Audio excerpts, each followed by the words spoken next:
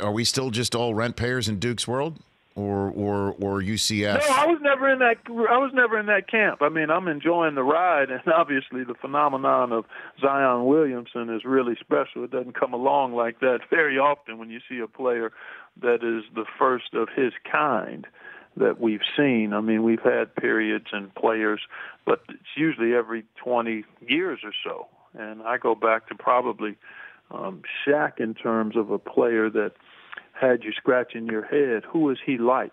Because he's really unique. And Zion is much that way. Oscar Robertson was that way. Wilt was that way. Kareem was that way. Magic was that way.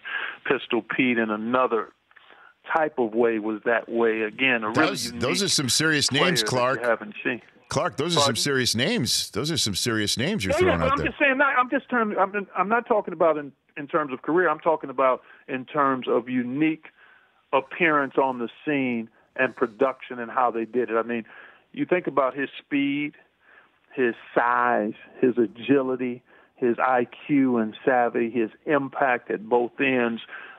You can only count those kind of players on maybe two hands and your feet when you talk about really unique, impactful players that maybe set a trend for that kind of player going forward. LeBron would be in that category.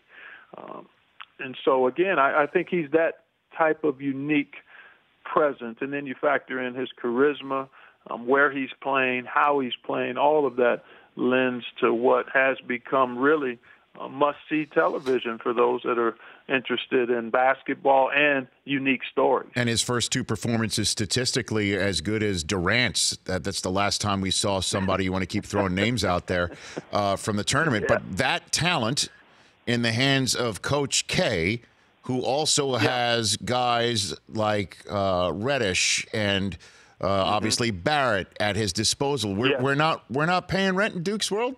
So who do you like from here on out? No. I don't think so. I mean, clearly, I believe they should be the favorite, but I don't think it's a foregone conclusion that they automatically win it. The one thing that gives me some pause, Rich, is youth. And anytime you're talking about winning championships, it's very rare that teams, even if they're supremely talented but lack some experience, are able to get it done in a 6-game run to a championship. The 2015 Duke team obviously was carried by freshmen, but there were some key seniors on that team as well, if I'm not mistaken. Quinn Cook, Jefferson. So you've got to have some of that, because in the crucible of the one-and-done format, teams can game plan against you. And part of what happened against UCF is that Duke was able to make threes, but UCF did keep them out of transition for the most part and made them go over the top as opposed to through them. And to Duke's credit, R.J. Barrett and Zion and Cam and even Trey Jones made a key bucket. They were able to rise to the occasion, and we'll see if they can continue to do that, because I think Virginia Tech, they're number one in fewest points allowed in the paint in the country. Virginia Tech is, despite lack of size. So they did a great job of packing it in and making teams come over the top. And we'll see if Duke is able to do that even with Zion. The last meeting, Virginia Tech didn't have to face Zion. The Rich Eisen Show, weekdays at noon Eastern on Audience.